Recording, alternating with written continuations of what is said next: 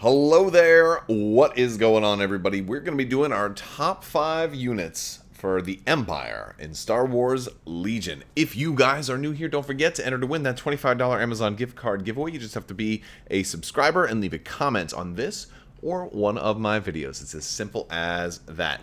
I want to preface this video with this is largely subjective based on my opinion, but I tried to make good choices, but before you get into the top 5, I want to hear from you guys.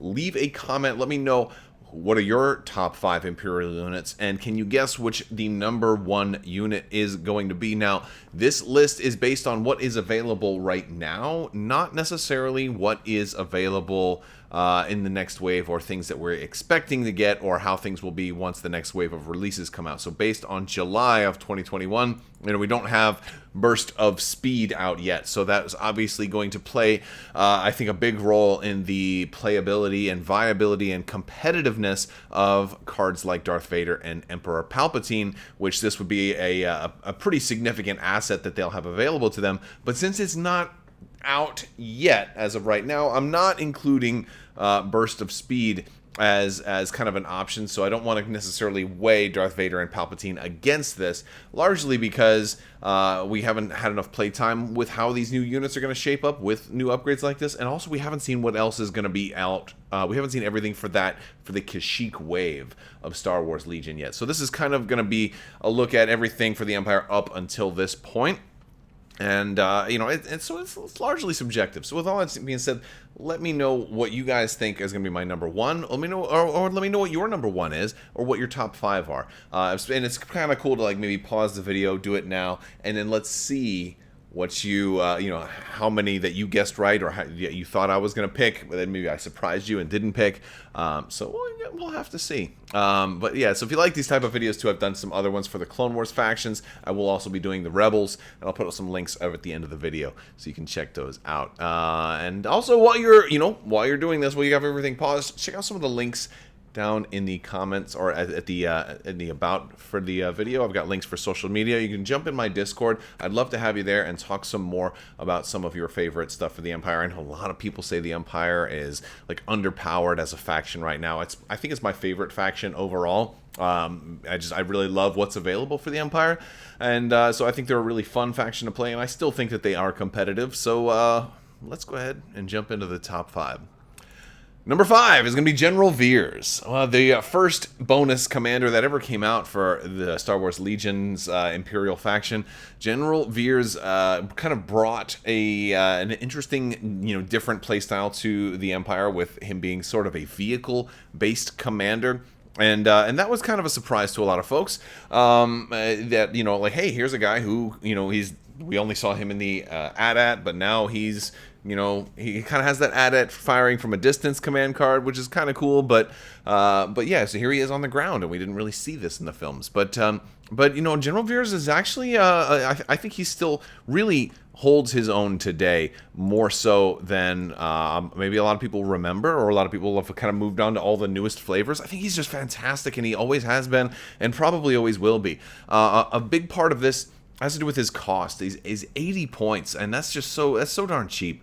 If you're going for that cheap Imperial commander, yeah, you have a generic Imperial officer, but at like 45 points, but I mean, Veers is still in that cheap category. He's anything under 100 points. He's under 90 even. So, 80 points is very reasonable. And he gives you a whole lot for that. First off, he's got Surge to Crit, so he's actually got a decent little weapon on him. He's got range 3, 3 white dice, Pierce 1, which is just awesome. Like, he can take down, he can finish off vehicles. They have so many units that thought they were safe, and then Veers finished them off. So he's got a surprisingly decent ranged attack for a cheap commander. It's surprisingly decent. Those white dice can surprise you at times. And with Pierce 1, sometimes you only just need 1 to get through. He's already got Sharpshooter, so you're going to lose that cover if you have it. He's got Precise, so if he happens to have an aim, he's going to get to reroll all 3. So he has a very good chance of actually getting some damage through. He surprises a lot of people. But he's got Inspire. Inspire is great, especially with your core that have Courage of 1, especially for your big, heavy, loaded core that you really want to be able to shoot. if you want Veers going first, he's just a great support commander and does not have to be a vehicle support commander. He's actually versatile enough to do all of the above. Spotter, too, is really what makes Veers shine at the beginning of the game. Like, when you first get Veers, you're thinking, Spotter 2, this is amazing. And all the other stuff that he's got available kind of helps him stand out even more into the current meta. I think he's still very, very viable. But Spotter 2, he's giving out 2 aim tokens. And the cool thing about that is, you know, because he's got Precise 1 and 3 white dice with a decent attack, you're totally justified in giving one of those aim tokens to himself. You can absolutely do that. You can do like Spotter, oh, me and you, but I'm going to shoot. Bang, bang, bang. Oh, reroll all 3. Bang, bang, bang. Search the crit and, you know, Pierce and Sharpshooter.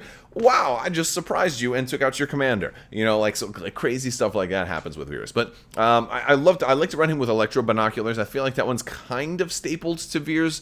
Not completely stapled, because sometimes if you're just going for points, you can run him totally naked without any upgrades, and there's nothing wrong with that, because he's good enough and well-rounded enough as is. You don't have to give him upgrades. But if you have a little extra points, I definitely suggest Electro Binoculars, because it raises Spotter 2 to Spotter 3. And now for that one action, you're getting 3 aims. And let's face it, aims are great. There's a lot of new keywords now, like Marksman and Lethal, that want aims for a lot of different reasons. Veers is just playing into that. So while aims were good when Veers came out, they're even better now. And that's a really good thing, because he can give out a lot of them to units that really want them. I love that about Veers. And he's got 2 command options, too. So if you wanted to run, if you're running him with a Jedi, like if you're running him with Darth Vader, for example, well, Vader is no Jedi, not anymore. Yeah, but you know, I mean, if you're running Vader, maybe you want to run Vigilance on him. It's an option. I don't, you know, I think a lot of times if I'm running Veers, I'm probably not always running Vader, but there may be some builds that do. But I think Aggressive Tactics is good. Commanding Presence is good for him. But a lot of times I just run him with just Electro Binoculars. I think that's, I think so. For me, it's either Naked Veers or Veers with Electro Binoculars. Those are kind of the 2 ways that I tend to run him. But you do have some options. And of course, as new command upgrades come out, then there'll be new options for Veers as well.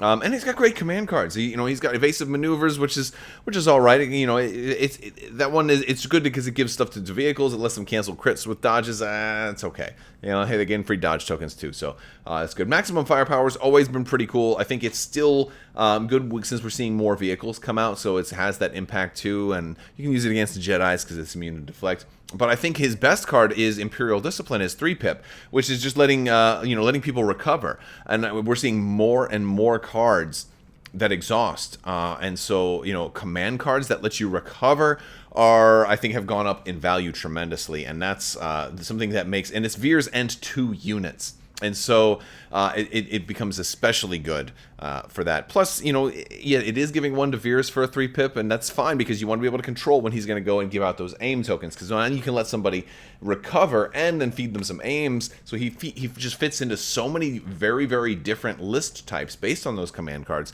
And he's also somebody that you might not run all of his command cards. So he's pretty cool, and I just love the versatility and the surprisingly effectiveness of his ranged weapon. Even though it's only 3 white dice, people tend to think, oh, he's a throwaway. You're not going to attack with Veers. But at range 3, Search the Crit, Sharpshooter 1, Pierce 1, rerolls, and 3 dice, you have a shot. You have a shot. It's worth taking it sometimes. It really is, because it can surprise some people. So Veers is he's just fantastic. Really like Veers. Number 4. Imperial Special Forces Inferno Squad.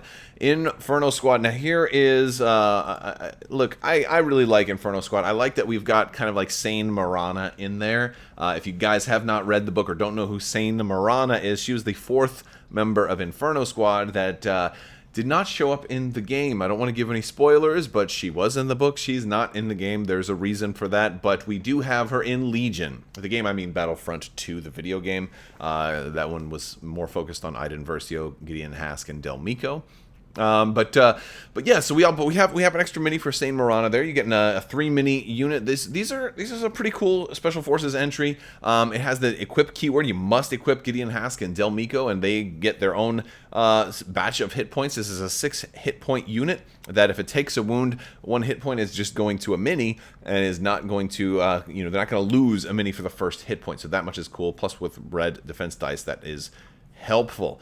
Infiltrate is nice. It's not super great. I tend to You know, infiltrate's really important for certain objectives, but a lot of times there's more and more infiltrate out now that I think its value has gone down a little bit, just because whoever infiltrates first kind of blocks out all the other infiltrate, or I would say all of the really more meaningful infiltrate, because it's also a recipe to put yourself too far forward and get yourself killed. So infiltrate's, you know, situationally good, but marksman is especially nice here. Reliable one is, you know, they already have surge to hit, so it's really just a defensive surge, and that's great. Look, they got the hit points to survive. They got the red defense die already, so that one surge token is just going to be there to help keep you minis up, especially when you've got like, oh, it's only one wound. Like, this guy's going to survive, you know. All right, good. So I like that. But retinue Iden Versio is one of the things that's just so good. Retinue is a great keyword. You can get an aim or a dodge token. In this case, they're going to want the aim 9 times out of 10. Because of all the special keywords they have that are going to be using aims. And again, this also makes them especially good if you have somebody like Veers along too, because he can hand out some free aims. They would love to get free aims if they are available. If anybody's got free aims, Inferno Squad wants free aims.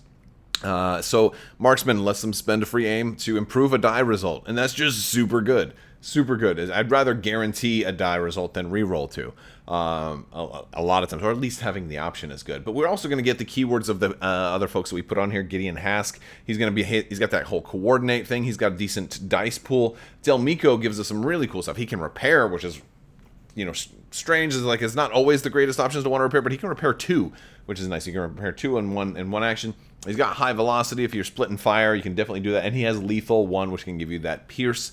That is very, very important. So if you get lots of aim tokens, it's going to work out extremely well. Of course, this version, there's regular Imperial Special Forces too, and they're okay, but the Inferno Squad specific is especially nice. They have double training upgrades. I particularly like Hunter and Offensive Push.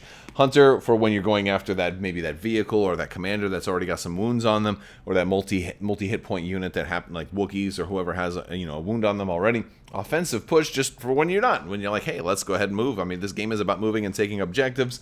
I think other upgrades are optional on them. I think when I'm usually running them, I'm just running the training upgrades, and I'm kind of stopping there. But you can run HQ uplink. If you've got Offensive Push, you may want to recover or play some cards that let you recover. Again, going back to Veers, you're seeing some synergy here, right? Recover. They definitely want to recover for free if they can. And Ascension Cables is another one that's actually pretty darn good for equipment. I love scale. I love having the option to do it when you're going to need to do it. So much, and that kind of works into Offensive Push and HQ uplink. Hey, 1 recover, boom, get all of those back at once if you're going to do that. But they're just a very very flexible unit that can do a lot of good things with aims, and the Empire has a lot of cards and other ways to manufacture aims. And these guys definitely want to use that. They are a consumer of the products that the Empire wants to create, and they work well in the faction.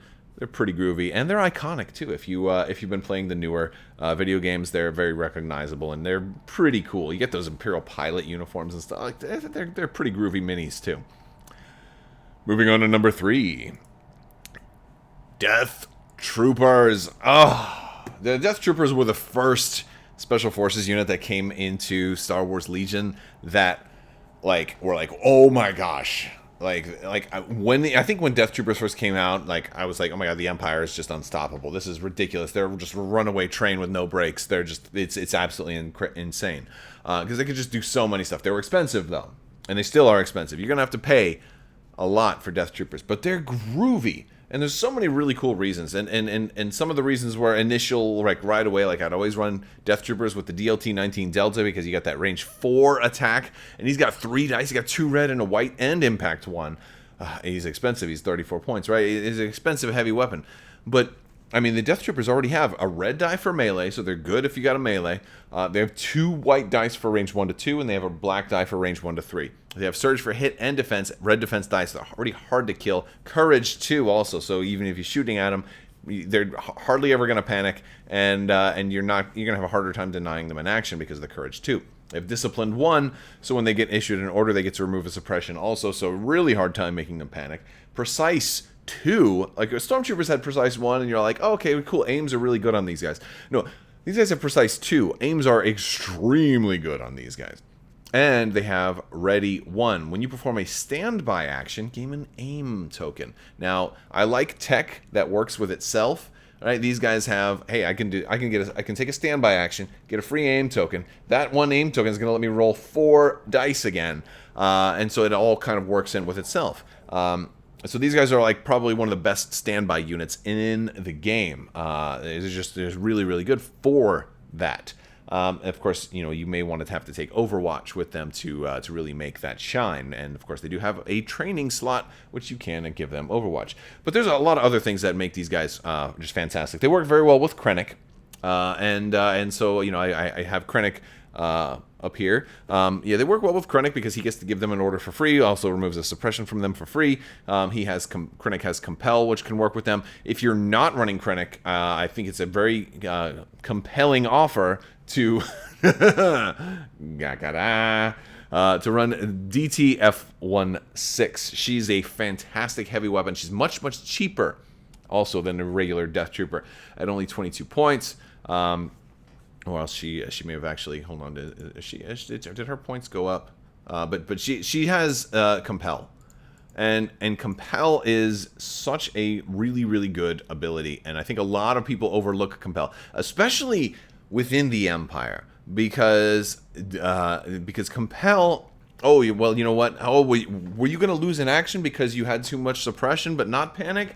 Okay, well, you know what? Get your free move. That's cool. And that no problem there. No problem. Oh, free move? No problem. I'll take it. But you do have to worry about panic, right? Well, what if you got Palpatine as your commander? Oh, well, now you got really high courage. It's almost impossible to panic with Palpatine. What if you have Darth Vader commander? Now panic is straight up impossible, right? So you have a lot of really high courage commanders for the Empire, and that does a lot towards making them hard to kill. So I really like that. I really do. DTF-16 just really, really cool to shut down suppressive mechanics that exist by just guaranteeing that you're not going to have only a single action with your troops. You can at least move, and moving is something you almost always want to do anyway. Then they have the config, which is really, really important. You know, you can sweat it to focus fire config or the grenade launcher config. I almost always run, I don't think I've ever, not once in my entire life have I ever had Death Troopers in the grenade launcher config. It's a red die at range 1 to 2, but I mean, they've got so many rerolls from their aims and stuff, I'd rather just take the 2 white over the 1 red. I mean, they do have blast, so maybe you drop a single red in there. Oh, you know what? There was one time I did do that just for blast. So yeah, there's the occasion to maybe run blast for just a single die. But most of the time, I'm running the E11D focus fire config. It gives you range 4 for the whole unit. Black die, it's suppressive. You do have to expend it. Right? So you're gonna want to, you're gonna probably want to recover. That's why I really like offensive push with these guys. And it's tough because they only have 1 training slot. So usually it's Overwatch or offensive push. A lot of times I prefer offensive push, just because of the how good they are with aims and the fact that you may want to consider recovering at some point. But for the Alpha Strike, it's really nice to be able to move, get a free aim token, and then fire with this suppressive attack, and maybe your DLT-19 Delta, and all, and 4 rerolls, and suppressive, and, just all of that crazy, and range 4. It's just incredible. Emergency stims is also, they have equipment. I mean, since you're spending so much on these guys, and they are so very, very deadly, it can be worth it to have an expensive upgrade. Emergency stims has gone up in points. It's not cheap. It's definitely not cheap, so if you're going to use it, it makes sense to use it on somebody who is very expensive, that you really, really want to save.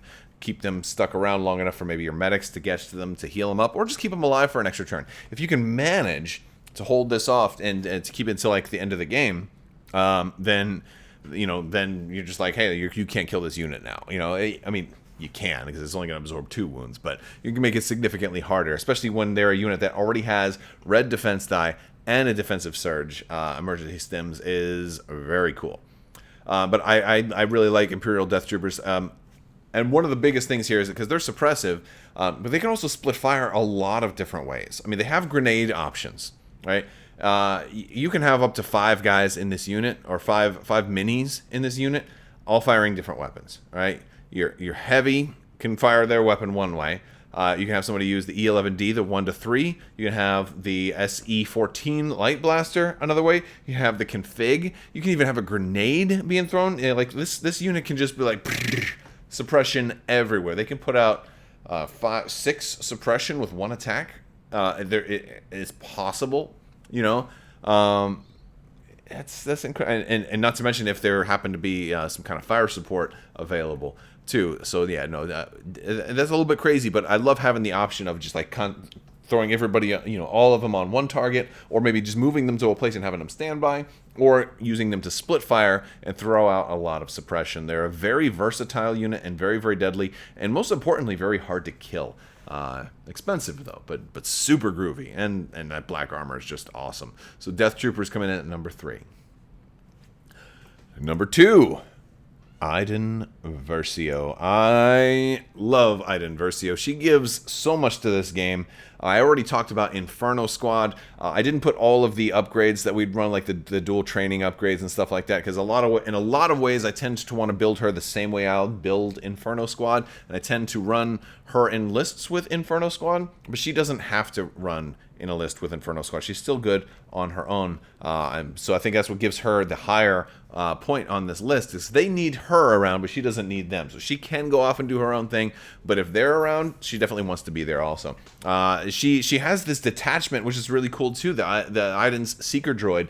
Love the Seeker Droid. It's so cool. It gives her shielded, oh my goodness. Now she doesn't have, you know, she doesn't have the surge for defense. Right, so she can get hit, right? Oh, yeah, that's a bummer. It's a bummer, but she's got quick thinking. So if she wants to get that aim, she can also get a dodge. That's super groovy, and she can also, you know, get nimble. So she's gonna be, she spends her dodge, she's gonna get it right back. Awesome. She's got shielded too for the Seeker Droid. Again, you're gonna want to potentially recover, right, throughout the game. Well, she's got a command card that lets her do that, right? Her concussive blast is awesome. That's gonna let her recover.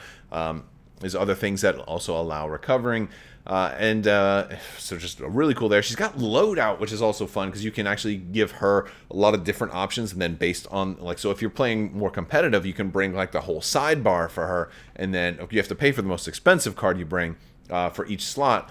But her loadout is a really cool ability. Again, she's got marksman, she's got covert ops, so you have the option of having her be your commander. And then you can be like, no, on second thought, I changed my mind. She's going to drop in with infiltrate as an operative, so you can do that. But just really good. Now she's got 2 red dice for melee, which is not bad. It's not great. She's also kind of cheap too, which is really cool because she kind of fits into that cheaper commander category. She can meet that requirement. But she can, you'll want to spend more points on her if you're going to upgrade her to be, you know, nasty. Her rifle stuff is incredibly great. She's got the TL50 repeaters, 5 dice, 2 red, a black, and 2 white. It's incredible. It's got critical 1 and impact. I love it. It's range 1 to 3. You don't have to do that though, because she's still got a decent range 1 to 3 with Pierce 1, right? And like you know. That's cool. You know, it's like, wait, do you really have to, like, does somebody have only 1 hit point left? Then maybe. But I love the TL50 repeater. And don't forget her Seeker Droid. If you get really close, her Seeker Droid has 3 more white dice they can throw on. If you get that range 1 shot, it makes it suppressive. 3 more white dice. Oh, it's so good. And then you've got marksman. So if you got the aim and they only have 1 hit point left, maybe just run her basic. You know, her basic, 1 to 3, because it's got Pierce 1. So no matter what, it's just an automatic damage minimum. So that's kind of cool. But I'd kind of rather go with all 5. Or if you want to run her as a sniper. Iden Versio came into the game at a time when the regular snipers were nerfed to not have infinite range anymore. They made them 1 to 5, and so Iden came in at a time that they said, okay, well, let's let true snipers be very special and limited, restricted characters. So Iden can come in as a true sniper. Generally, though, I tend to run her with the TL50 repeater. She got great command cards. She actually works really well given steady to other special forces, which is great for Inferno Squad. Also good for Death Troopers as well. And her ID-10 Seeker Droid has its own command card also, which is just freaking groovy. And then her 1-pip, I mean, Sharpshooter 2 and a free standby at the end, so she can, you know, attack twice with that incredible weapon. Just really cool stuff. So she's a super fun character to run, and she works very, very well with the Inferno Squad, and has that little droid detachment. It's just groovy. And she's shielded. She's hard to kill. She's just tempting to put her too far forward. But I'm a big fan of Iden Versio, and maybe I had her higher up in my preference than you guys did. But maybe it was because of Battlefront 2. Maybe it's because maybe I have a little mini crush on Janina Gavankar. But the actress who plays Iden Versio also voiced the Iden Versio, or that of the Inferno Squad book. But this is a super groovy expansion. It's just a really, really great character. She plays really fun, has great command cards, and I think she's extremely effective. So she comes in at number 2.